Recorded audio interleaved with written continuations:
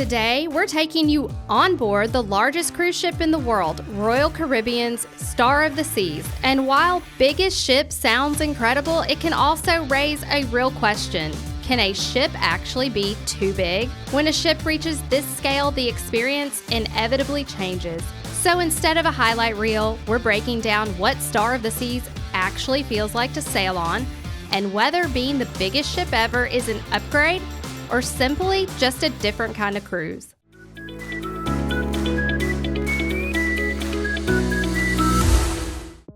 Star of the Seas is Royal Caribbean's second Icon-class ship, and everything about it is built big. From entire neighborhoods to massive public spaces to attractions happening all over the ship at once. There's always something going on, there's always somewhere to be, and the ship constantly feels alive from morning to night. So what really matters isn't just how big it is, it's what that scale feels like when you're actually moving through it.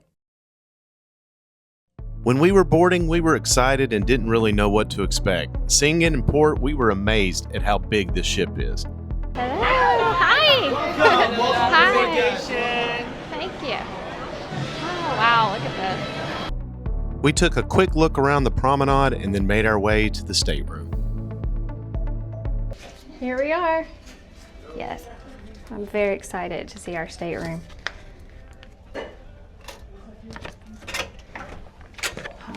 Oh wow. Brand new stateroom. Look at this. It looks like we got some swag. A really cool Star of the Seas hat. We didn't stay in the room long. We headed back out to explore. This is really, really cool. Look at that. Look how high up it goes. This is so neat. It's almost like having two promenades in one ship. One thing I was really excited about is that each of the Icon-class ships has a resident dog, and on the Star of the Seas, that's Sailor. She's the chief dog officer. I really, really, really wanted to meet her, and thankfully it didn't take long.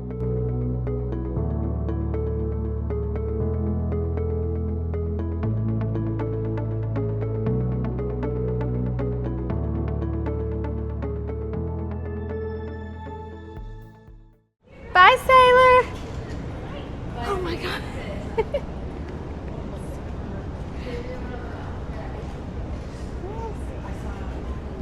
Sailor. We got to see Sailor. After meeting Sailor, we headed back inside to wait for sail away.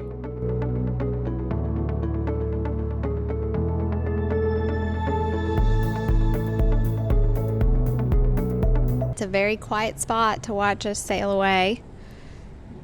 We kind of took off without us knowing it. We were sitting at the schooner bar and they started playing Celebration. And I looked out and we were moving. So here we are.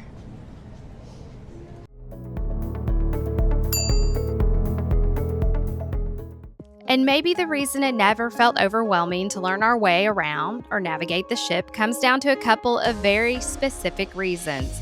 The first reason is the elevator system.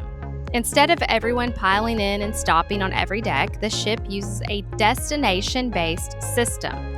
You tell it where you're going, and it intelligently manages the flow, grouping destinations where it can and keeping things moving efficiently. We rarely waited long, and the elevators never felt chaotic.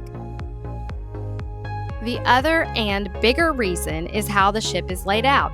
It's designed around distinct neighborhoods, each grouping similar experiences together and having its own personality.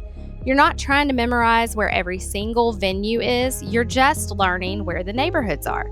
And once that clicks, the ship feels a lot easier to navigate. So to give you a quick rundown of how this ship is laid out, we'll start with the Royal Promenade. This is the space that you end up passing through over and over again. It's busy, there's always something happening, and it's really where the scale of the ship first hits you. But even with all that energy, it never felt confusing or overwhelming. It just felt like the place everything connected. Chill Island is the main pool deck hub. And it can get busy. This is one of the places where you actually feel crowds, like on most cruise ships. But it's broken up into different pockets, pools, seating, bars, so it doesn't feel like one giant bottleneck.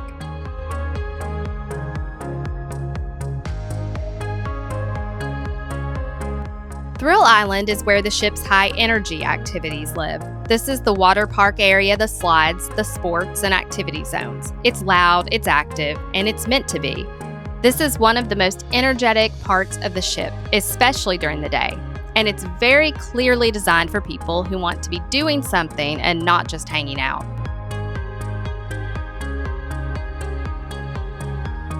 Surfside is the family-focused neighborhood on the ship. This is where the kids' splash areas are, family spaces, and places that are clearly designed for parents traveling with younger kids. What stood out to us is that it's very intentional. Families have a space that's built for them, and that kind of intentional design helps the whole ship feel more balanced.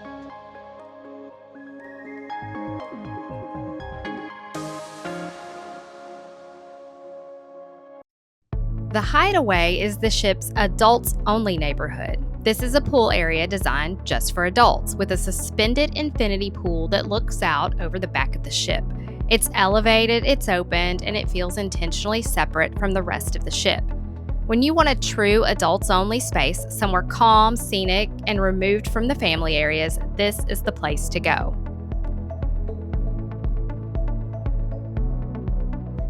The Aquadome is another distinct neighborhood on the ship. It's built around the Aqua Theater with surrounding lookout-style spaces where people can stop, sit, and take in the massive view. It's a place where you naturally pass through or spend time depending on what's happening, and it feels different from the rest of the ship because of how open it is. And if you're looking for Sailor, I do hear that that's one of the areas that she loves to hang out. There's also a dedicated suite neighborhood on the ship. This area is set apart for guests staying in suites, with private spaces designed to feel quieter and more exclusive. Central Park is one of the quieter neighborhoods on the ship. It's an open-air space with greenery, restaurants, and places to sit, and it offers a slower pace compared to some of the busier areas on board. Our stateroom was located just outside Central Park, so it was a part of our normal routine as we moved around the ship.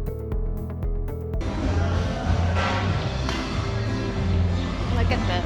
You can hear birds chirping. Listen.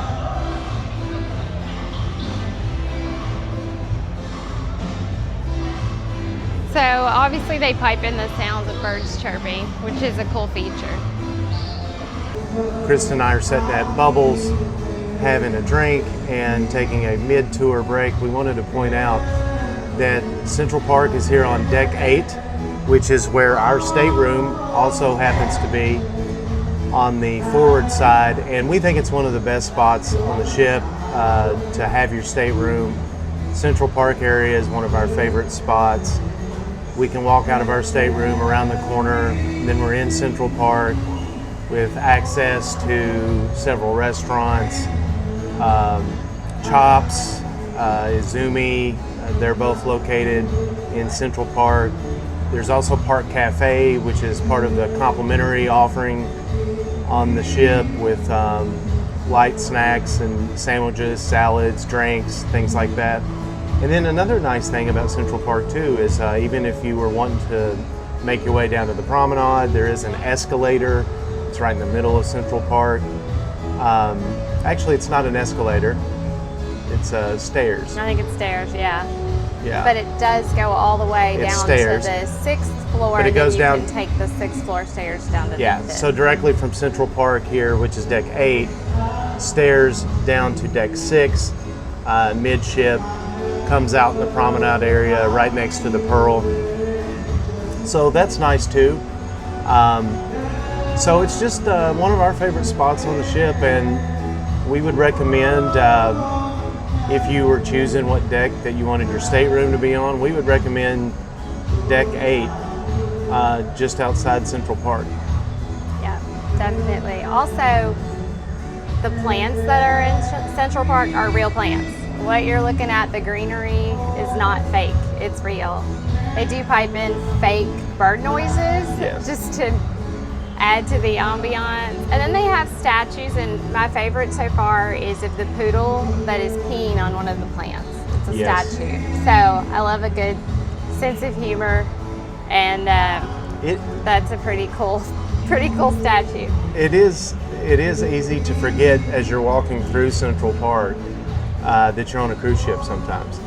Oh yeah, it reminds me of when we've been in cities like Boston. We were just in a few weeks ago, and it reminds me of just walking on one of the side streets in the middle of Boston and one of the neighborhoods there. So yeah, it's a really cool location. My favorite on the ship. Entertainment is another area where Star of the Seas really surprised us. Across the board, the entertainment was easily some of the best we've seen on a cruise ship. Throughout the sailing, both day and night, there's a lot going on, from live music and piano bars to trivia and karaoke, which both were very popular. On the headline side, the ship features Back to the Future, the musical, and if you're a fan of the movie, you'll probably really love this show. There's also Soul, the ice skating production, which had great music and featured excellent performers. But the entertainment experience that stood out to us the most was the Aqua Theater show Torque. It's athletic, high energy, and visually impressive, and it ended up being one of our favorite entertainment experiences on the sailing. And one quick pro tip, the featured shows do fill up quickly, so we'd recommend booking reservations early and arriving about 20 minutes before showtime to get a good seat. And then Torque, I will say, it was about 45 minutes long and high energy. Oh yeah. The entire time. Good music. The performers were great. I mean, we both really enjoyed that show. Yeah. That really one impressive. That one was really good. Back to the Future was good, and I thought Torque was even better. Food on the Star of the Seas was another area where the size of the ship really was a positive. There are a lot of options on board, more than we could reasonably cover here without this turning into a full food video. But what stood out to us was how easy it was to eat differently every day without repeating the same spots. The Windjammer is the main buffet, and it's large, well organized, and offers a lot of variety throughout the day. It worked well for quick breakfast, casual lunches, or nights when we wanted something flexible without committing to a sit-down meal. Okay, so at Windjammer today, I noticed that they had a burger of the day. Today's burger of the day was a mushroom Swiss burger, so I wanted to try it. It's pretty good. I think they change it out, have a little bit different style burger every day. The mushroom Swiss is pretty good. Had some mac and cheese and some fries. Can't go wrong with that. With the burger, cold beer to wash that down.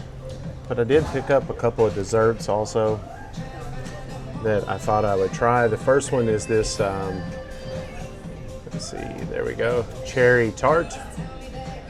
And I thought I would give this a try right now to see how that is. I was expecting a little more tart. The cherry is good. A little sweet, but not over the top. Not much of a tart flavor in this. And then I have this here, Oreo cake. That So- was good. Let's give this a try. That's pretty good. That is pretty good. I like the Oreo cake better than the cherry tart. Still a lot of desserts to pick from up there, but I might get this one again actually.